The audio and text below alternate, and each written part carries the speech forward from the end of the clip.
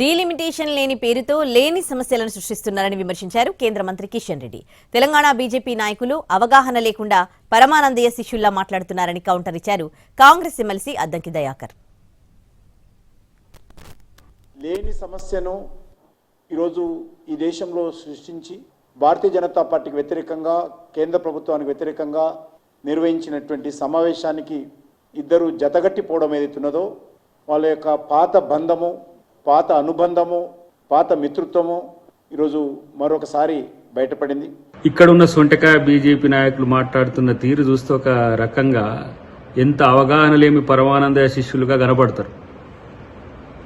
కేవలం కేంద్ర ప్రభుత్వానికి బీజేపీ అధిష్టానానికి తొత్తులుగా లేదంటే వాళ్ళ అడుగులకు మడుగులొత్తే సన్నాసులుగా మారింది తప్పితే దక్షిణాదికి జరగబోతున్న నష్టాన్ని పసిగట్టి ఈ ప్రాంత రాజకీయ పక్షాలన్నీ కూడా ఏకమై ఒకతాటి మీదకి వస్తే రాజకీయాలు చేస్తున్న దద్దమ్మల్లారా, రేపు మిమ్మల్ని ప్రజలు తిరుగుబాటు చేసే రోజులు భవిష్యత్తులో ఉంటాయి.